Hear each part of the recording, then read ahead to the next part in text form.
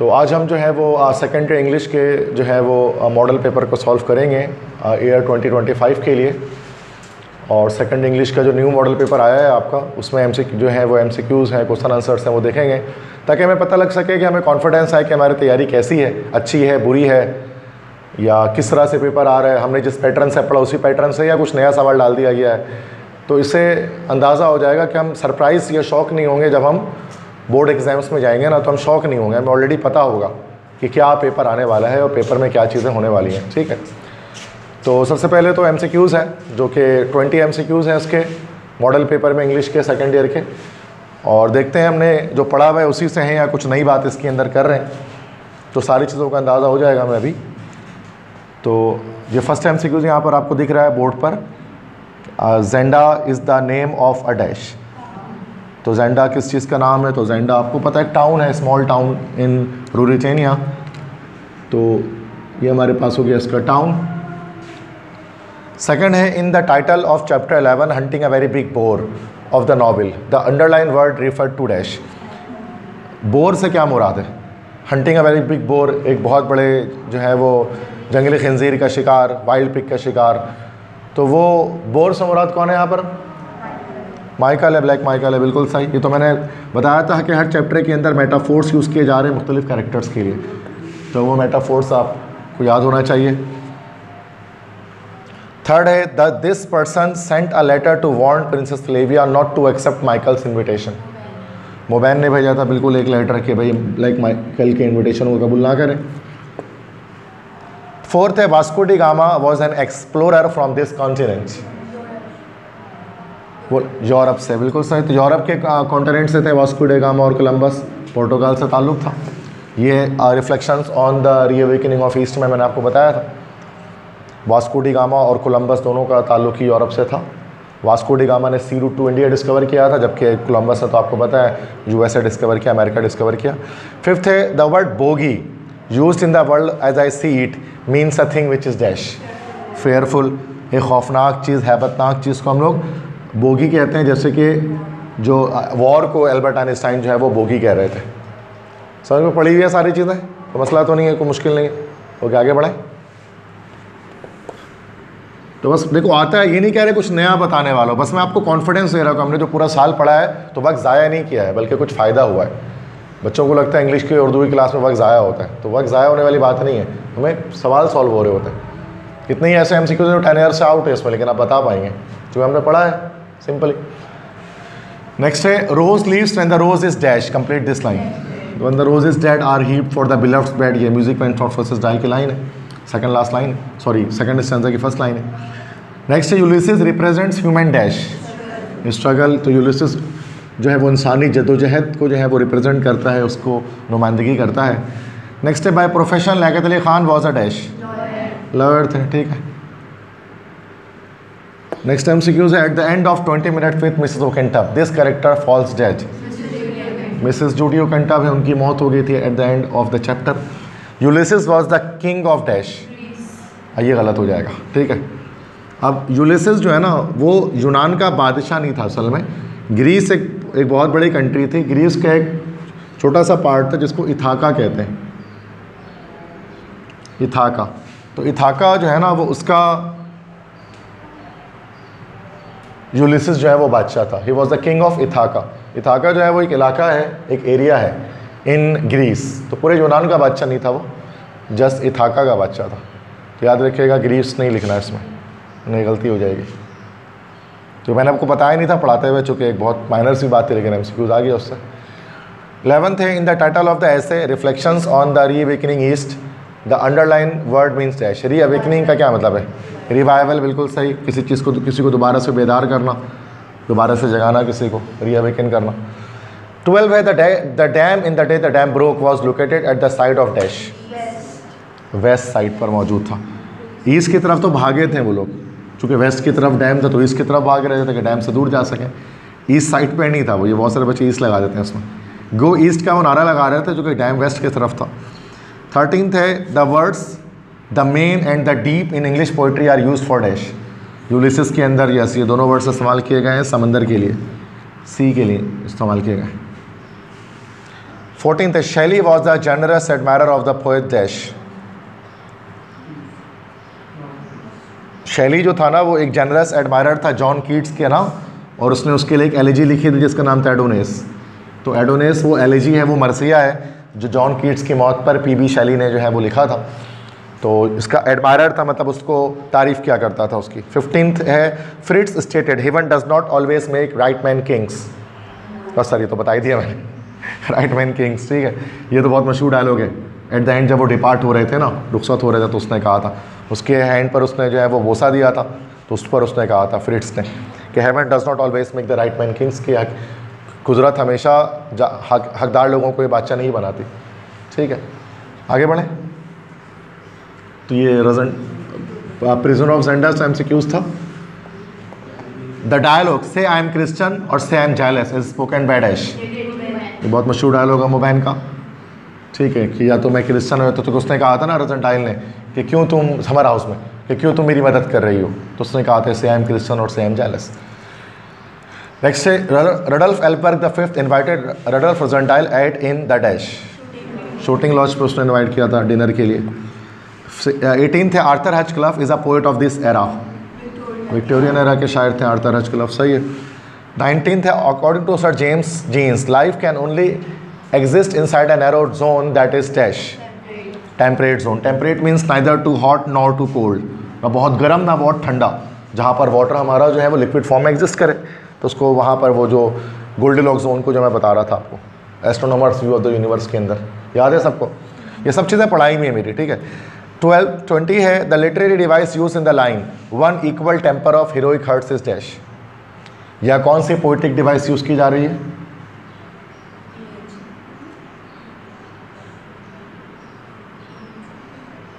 देखो सबसे पहले जो चीज़ हम चेक करते हैं ना, जो सबसे पहले जो चीज़ चेक की जाती है वो एलिट्रेशन चेक किया जाता है सबसे पहले। अगर दो वर्ड्स, एलिट्रेशन का क्या मतलब होता है कि two words together starting with same letter, अगर सेम लेटर से स्टार्ट होने वाले दो वर्ड्स अगर आ जाते हैं एक साथ, दैट इज एलिट्रेशन। सबसे पहले यही चेक होता है। अब जैसे देखो हीरोइक हार्ट्स, तो ये हो गया एलिट्रेशन। इसके अंदर इमेजरी नहीं है, इमेजरी में तो हम लोग कंपैरिजन करते हैं, इमेजरी होता है कंपैरिजन, इसमें सिमिली और मेटाफोर आता है, जिसमें कोई कंपैरिजन थोड़ी ना है। वो तो कह रहे हैं कि हम में बहादुराना दिल है, हीरोइक हार्ट्स हैं हमारे, ठीक है।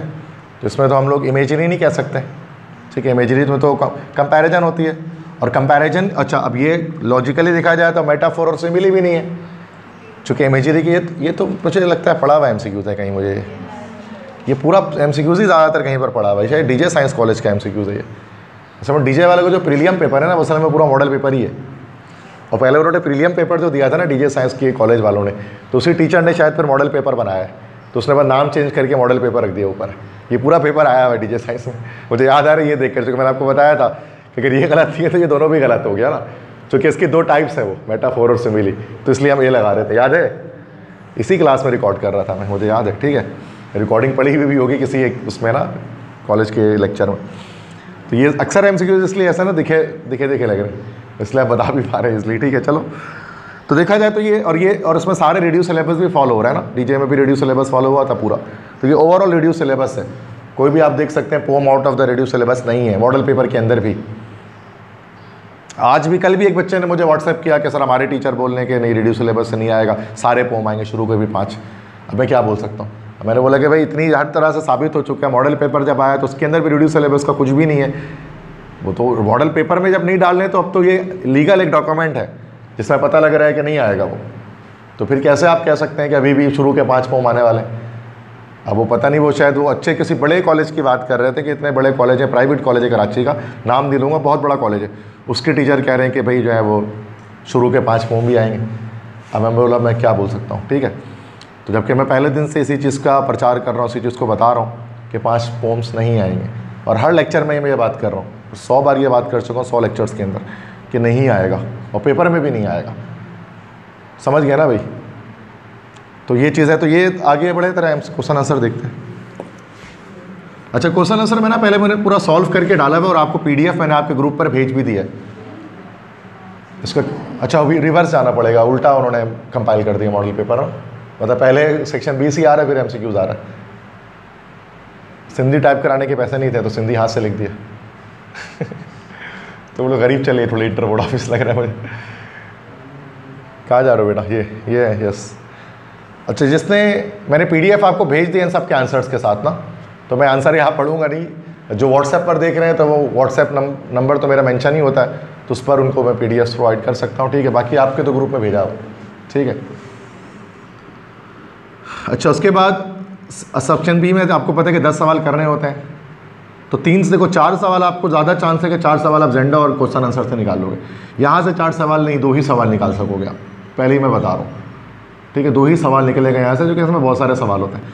अब पहले देखो what were the charges against Mr and Mrs Jones, तो हो जाएगा क्या इल्ज़ाम लगे तो उन पर। दूसरा है how can Asian countries preserve their independence, कि वो अपनी आज़ादी को कैसे बचा कर रखेंगी, ये रिफ्लेक्शन से सवाल आया हुआ है। नेक्स्ट है what forces does Einstein blame for the persistence of war, मतलब आइंस्टाइन को क्यों, वही attitude of Einstein about war, जंग के बारे में क्या नज़रिया था उनका, ये भी आराम से हो सकता है। What was the supreme manifestation of the miller's selfishness that caused Hans to lose his life, मतलब हंस कैसे मरा।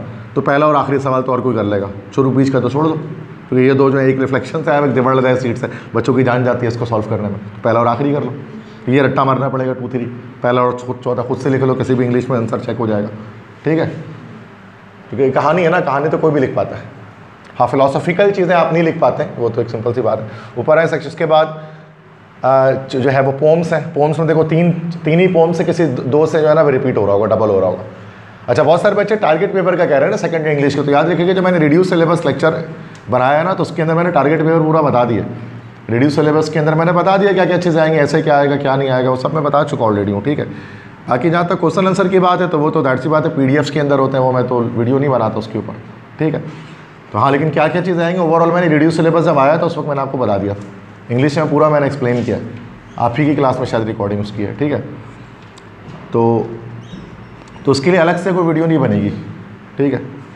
नेक्स्ट है what examples has Hugh Clough given in the poems and not the struggle not availeth in support his idea that believe that struggle ultimately gets rewarded. बस उन्होंने क्या examples पेश किए हैं, तो ईस्टर्न विंडोज़ वाले एग्जाम्पल है, सूरज वाली है, टाइड वेव्स वाली एग्जाम्पल है, वो बता देना यार, तो हर साल आता है। 6 है explain the theme of music man short verses the central idea, तो आता ही है। 7th analyse Ulysses characters in the light of line to strive to seek to find और नॉट टू हील, ये आखिरी के 2 लाइन जो है वो एक्सप्लेन करने के लिए आता है, ये भी आता है। Who was Ulysses and what was his goal in life, Ulysses कौन था, उसका मकसद क्या था। तो यूलिसिस के 2 सवाल दिए हैं, बाकी म्यूजिक मैन शॉर्ट वर्सेस डाई का एक है, स्टैंड नॉट द स्ट्रगल का एक दिया। तो किसी एक से 2 आने हैं, अगर 3 पोम कर लो तो 4 सवाल पक्का निकल जाएगा आपके यहाँ से। तो बहुत आसान हो गया आपकी ज़िंदगी में कि 3 चैप्टर करो और 4 सवाल निकालो, ठीक है। वैसे 4 सवाल तो हम जेंडा से भी निकाल लेंगे, और नीचे करें जेंडा से भी हमारे 4 सवाल निकल जाएंगे आराम से।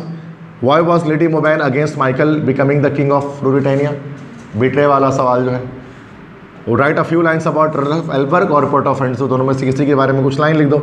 Y did Rassendyll plan to visit Britannia secretly, कि रोजेंटाइल ब्रिटानिया क्यों सीक्रेटली जाना चाहता था अपनी भाभी को बताए बिना, चूँकि उसकी रिजेम्बलेंस होती थी ना, उसकी शक्ल मिलती थी एल्बर्ग से। Where was Rudolf Elphberg imprisoned and why, Rudolf Elphberg को कहाँ कैद किया गया था और क्यों कैद किया गया था। तो कोई भी बच्चा खुद से लिख सकता है इन लाइन्स को, इसको याद भी कर सकते हैं। बाकी क्रिएटिविटी राइटिंग अगर आपकी अच्छी है बेटा तो खुद लिखो। ग्रामर पे आते हैं, use any 2 of the following phrasal verb in the sentence, तो कोई 2 फ्रेजल वर्ब अपने सेंटेंस में यूज़ करते हैं। डील विथ, डील विथ का क्या मतलब होता है, मुआहिदा करना कह सकते हैं, या फिर डील विथ मतलब किसी से बात, किसी से मुताबिकत रखना, मुताबिकत रखना कह सकते हैं ना।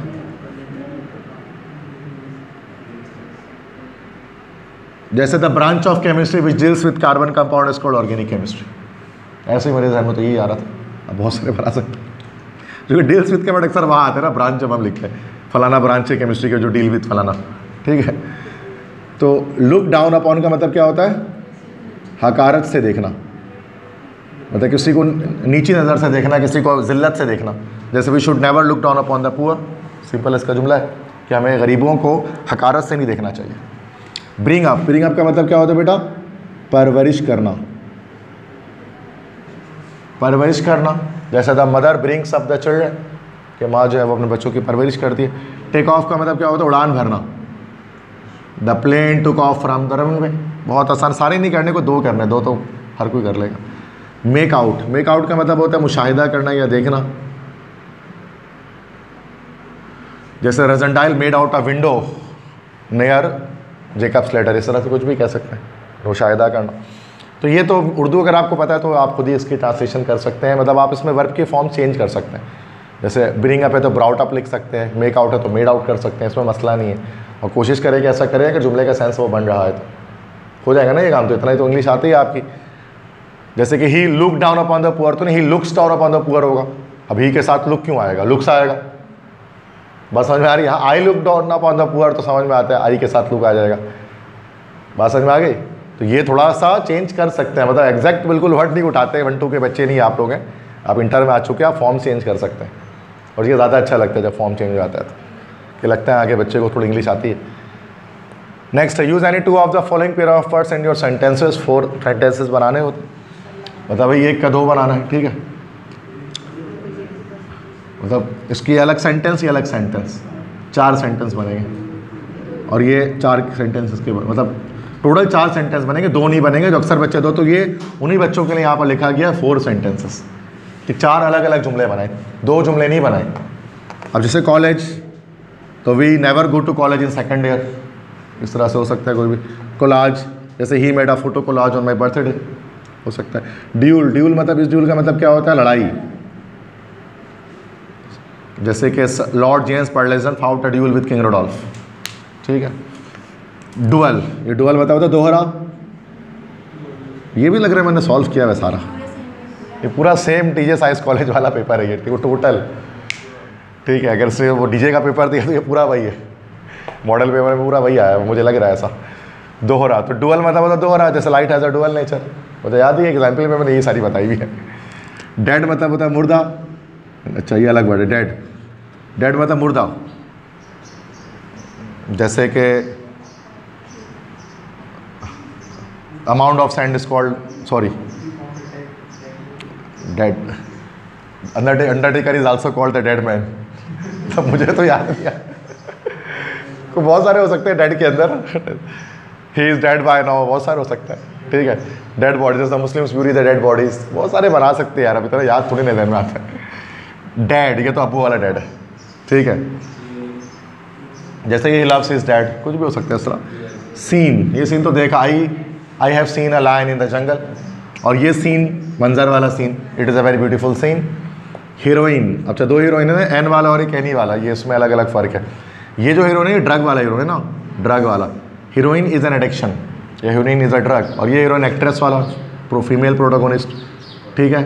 इस तरह से ये सुपर जो है वो एक सुपर मतलब तो ऊपर, मतलब super market, Imtiaz super market is a very big market in Karachi. और ये सपर जो है रात देर का खाना, आई एट सपर 2 आवर्स अगो, इस तरह से supper, this is supper not super. तो सुपर बिस्किट होता है SOOPER, वो तो कुछ भी नहीं है, वैसे ही लिखा गया नाम, उस पर गलती है। क्लियर है, समझ में आ गई बात? तो मीनिंग्स तो किसी 2 को बनाने, सारे नहीं बनाने, 2 तो कोई भी बना लेगा। अब डैड और डैड तो कोई भी बना लेगा यार, एकदम डल से डल, डफर से डफर बच्चा बना लेगा। जो बाकी तमाम सब्जेक्ट पूरा सवाल गलत कर रहा होगा, लेकिन ये सही करके जा रहा होगा, तो ये तो कोई भी कर लेगा, है ना भाई? तो ये तो मैं नहीं समझता कि सेकेंडरी लेवल के बच्चों को ये सब देना चाहिए। पेपर बिल्कुल चेंज होना चाहिए, सेकेंडरी का पूरा पैटर्न चेंज होना चाहिए, मतलब बिल्कुल ही अजीब चीज़ है ना ये। तो नंबर है, अच्छा नंबर आ रहे हैं, नंबर आ रहे हैं, A1 ग्रेड बनेगा, मज़ा आएगा बस, लेकिन मज़ा आने के लिए, अच्छा नंबर लाने के लिए। बट ये सेकेंडरी क्लास से बहुत ही ज़्यादा बेसिक चीज़ है जो पूछी जाती है, मतलब इन सब में तो नंबर आ ही जा रहा है ना, मतलब वो 4 होते हैं कि आप किसी तरह से नंबर ले आए। और अभी तो NED के एंटी टेस्ट में आपको पता है जो न्यू पॉलिसी आई है उसके लिहाज से मैंने आपको पता होना चाहिए कि 57% हमारा जो है वो एलिजिबिलिटी क्राइटेरिया हो गया NED के हिसाब से, मतलब 50-60 था ना, तो 57 कर दिया उन्होंने, 3% डाउन कर दिया। रीज़न क्या है? ताकि ज़्यादा बच्चे टेस्ट के लिए अप्लाई करें, क्योंकि इतने कम बच्चे हैं ना कि वो टेस्ट के लिए अप्लाई ही ज़्यादा बच्चे नहीं कर पाएंगे, और टेस्ट की फ़ीस होती है अच्छी खासी, जिसकी वजह से यूनिवर्सिटी का निज़ाम चलता है।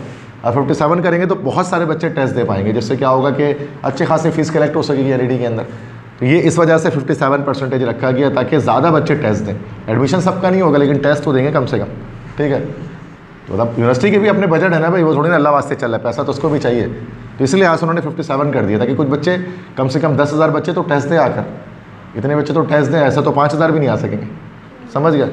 तो ये चीज़ है, तो 57% ये हो गई। बाकी और आपको पता है कि जो मेरिट क्राइटेरिया है वो भी चेंज कर दिया गया है, मतलब फर्स्ट ईयर के आपके सिर्फ 40% लिए जा रहे हैं और टेस्ट जो है ना अब आपका वो क्या लिया जा रहा है 60%। तो जिनकी फर्स्ट ईयर में परसेंटेज कम है उनके लिए एक बहुत बेनिफिशियल एक चीज़ हो गई है कि 57 एलिजिबिलिटी है कि आपके फर्स्ट ईयर में इतनी होगी तो आप फॉर्म फिल करेंगे, इससे कम में फॉर्म फिल नहीं कर पाएंगे आप एनईडी का।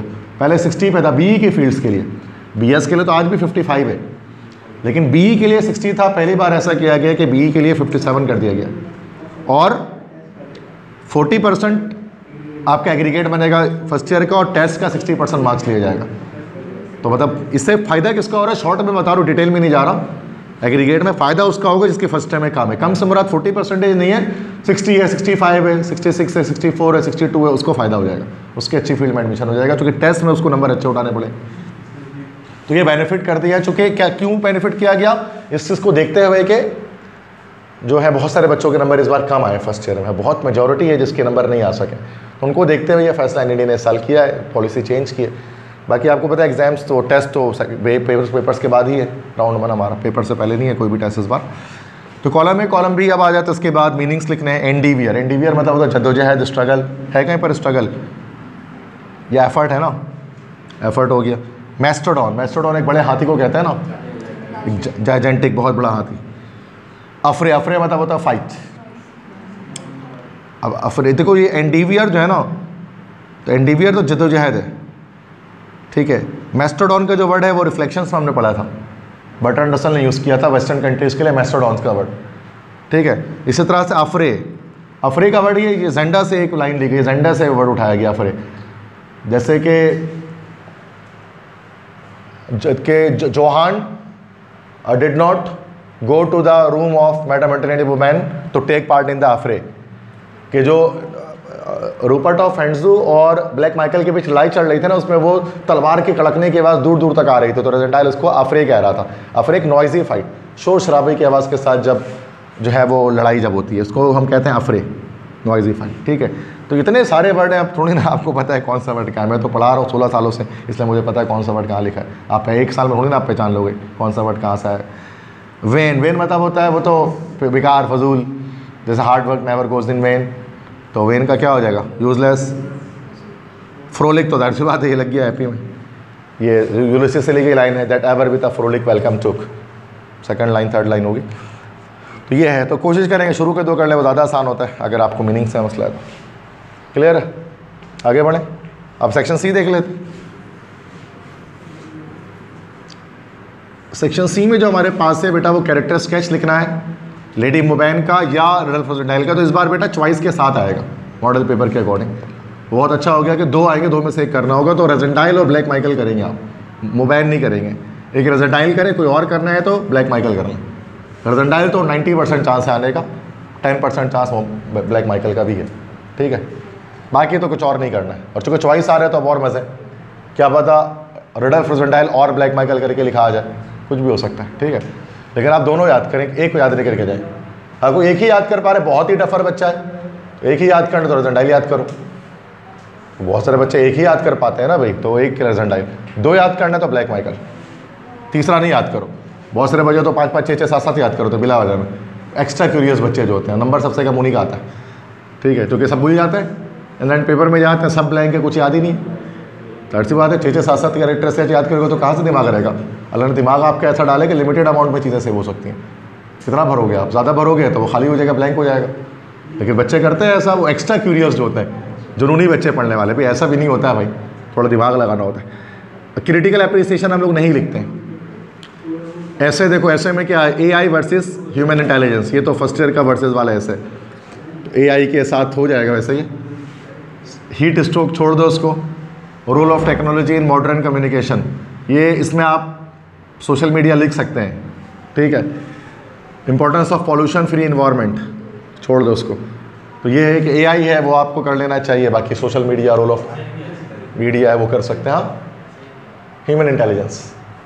मतलब ये तो फर्स्ट टर्म में शायद आप लोगों ने किया होगा, आर्टिफिशियल इंटेलिजेंस वर्सेस, क्योंकि कंपैरिजन कंपेयर एंड कंट्रास्ट वाले आपके पेपर में ऐसे नहीं आएगा सिर्फ एआई करके आएगा, वर्सेस करके नहीं आएगा। वर्सेस करके जो है वो फर्स्ट ईयर में आता है, compare and contrast. Second year के लिए ऐसे मैंने आपको जो है वो बताया हुए, दोबारा से मैं बता देता हूँ। 5 ऐसे, हमेशा हर साल में 5 ऐसे याद कराता हूँ स्टूडेंट्स को। तो एक तो आप लोग रोल ऑफ मीडिया करते हैं, रोल ऑफ मीडिया के बाद एक आप करते हैं लाइक आपने कर लिया पैलेस्टीन क्राइसिस, एक आपने इसके अंदर कर लिया like artificial intelligence,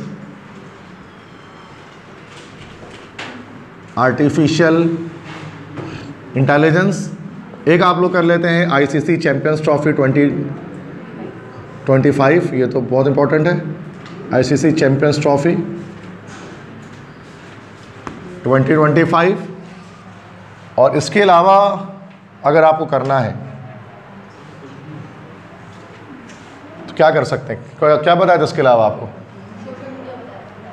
role of media तो यहाँ हो गया ना, रोल ऑफ सोशल मीडिया, बस 4 ही कर लो, छोड़ो एक और कम कर देता है, वैसे 4 कर लो, ठीक है। तो role of media, Palestine crisis, artificial intelligence और आईसीसी चैंपियंस ट्रॉफी, बस ये 4 कर लो, that's far more than enough. 5वां आपकी हटाई दे रहा हूँ इस बार, 4 कर लो बस सिर्फ, ठीक है।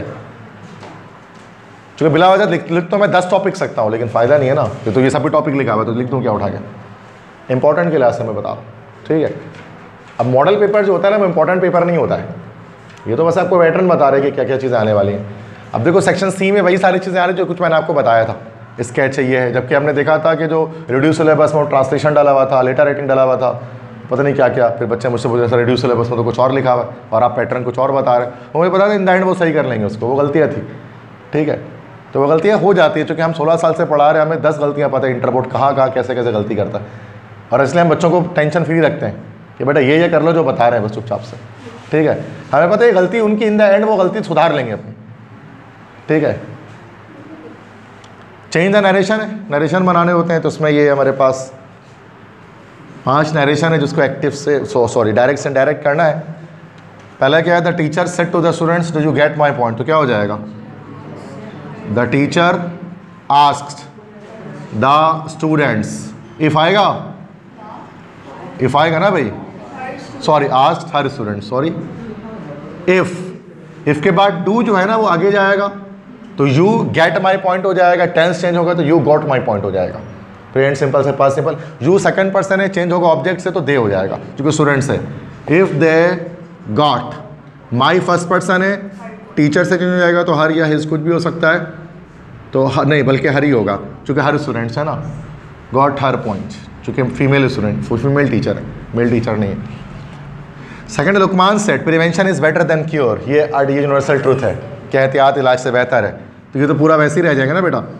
तो Luqman said that prevention is better than cure.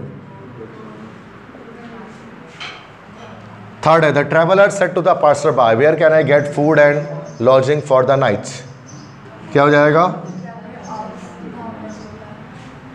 The traveller मतलब मुसाफिर, आस्क्ड द पासर बाय मतलब राहगीर, गुजरने वाला राह से, पासर बाय, इफ हो जाए, इफ नहीं होगा चूँकि वेयर है ना, ओके, पासर बाय वेयर के बाद क्या होगा, आई है ना तो ही हो जाएगा, और कैन है तो कुड हो जाएगा, where he could get food and lodging for the night, food and lodging for the night, ऐसे ही चल जाएगा पूरा, चेंजिंग नहीं है, ठीक है, क्लियर है, तो मसला तो सब पढ़ा हुआ है हमारा, कुछ नया नहीं है।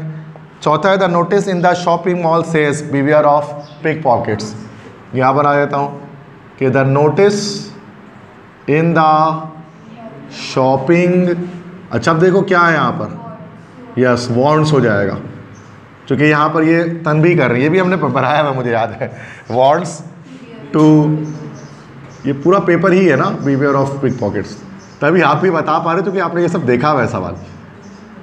अच्छा मुझे अंदाज़ा नहीं हुआ था, मैं तो उसको देख रहा हूँ तो मुझे अंदाज़ा हो रहा है ये तो क्या हुआ है।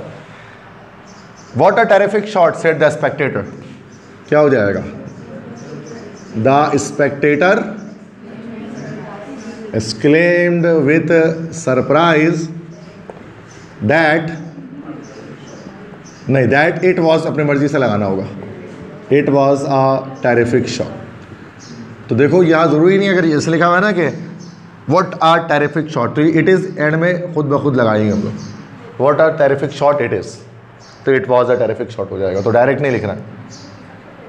क्लियर है भाई? कोई मसला समझ में आ गया सबको? पैसेज लास्ट होगा उसके बाद ख़त्म है हमारे पेपर। पैसेज देखें,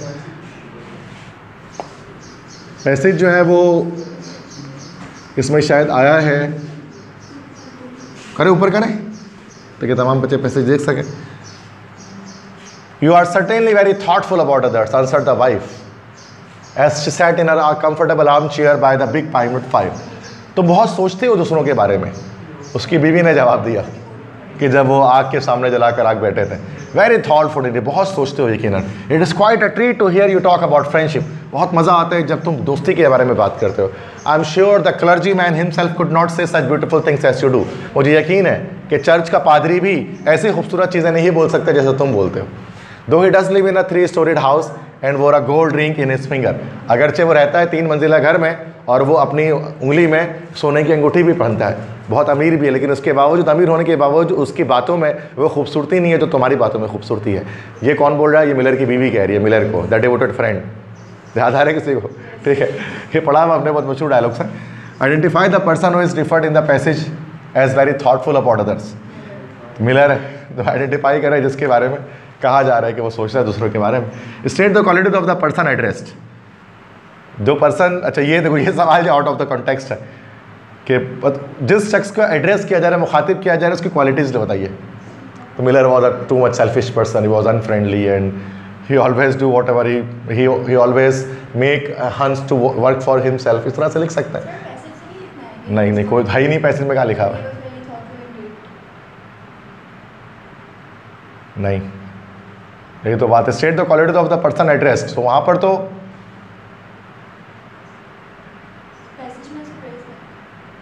चलो लिख लो, पैसेज से लिख लो, बट वही है वेरी थॉटफुल, एक ही लाइन लिखाएगी इसमें, और तो कोई पॉइंट है नहीं ना इसके अंदर। लेकिन क्योंकि ये पॉइंट है नहीं असल में, अगर ये पॉइंट आप लिख देंगे तो ये आयरनी हो जाएगी ना। ऐसे ही मैं बता रहा हूँ कि वो क्वालिटी थी नहीं उस शख्स की।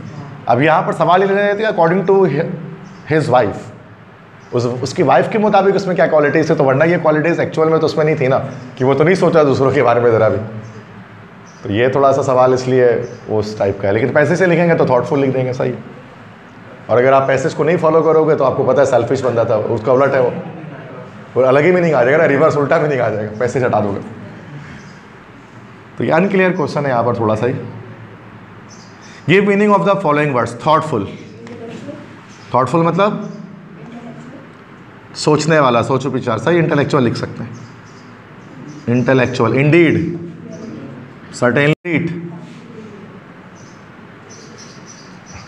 एन्जॉयमेंट कह सकते हैं, मज़ा, इसके मतलब है ना ट्रीट का मतलब यहाँ पर। Identify the word classes of the following word. Certainly क्या हो गया, ये बताया था ना आपको। वर्ड क्लासेस मतलब भाई पार्ट्स ऑफ स्पीच बताओ भाई, अल्लाह के बंदे। एडवर्ब है, word classes parts of speech को कहते हैं, क्लासिफिकेशन ऑफ वर्ड्स। एडवर्ब है, पाइन वुड, अब यहाँ दिखना पड़ेगा, गलत जवाब दिया आपने। Adjective, reason, pine wood fire, आग यहाँ पर नाउन है, ये इसका एडजेक्टिव है। मतलब जो आग जल रही है वो पाइन वुड के लकड़ी की है, तो पाइन वुड एडजेक्टिव, उसकी क्वालिटी आग की कि वो पाइन वुड फायर है, ठीक है। तो ये एडजेक्टिव है, नाउन नहीं है। दो, अगरचे, अगरचे, दो, ये क्या है? कंजंक्शन है, दिस इज कंजंक्शन। दो कंजंक्शन है ना, दो जुमलों को जोड़ता है। ही वेंट टू स्कूल दो ही वॉज इल, वो स्कूल गया अगरचे वो दो ही डस, ये कॉमा के साथ जुड़ा हुआ है तो ये कंजंक्शन है, ठीक है। दो सेंटेंस को कंप्लीट जोड़ रहा है, बस ये तीन हो गए, ठीक है। तो ये तो आपको पता है वर्ड क्लासेस, आपको सफिक्सेस वगैरह याद करने होते हैं तो वर्ड क्लासेस निकल जाते हैं इससे। ये आखिरी का सवाल तो जाहिर सी बात है डिपेंड करता है आपकी इंग्लिश स्पीकिंग कैपेबिलिटी पर, नॉट एवरीथिंग एल्स। ठीक, क्लियर है को मसला? समझ में आ गया सबको?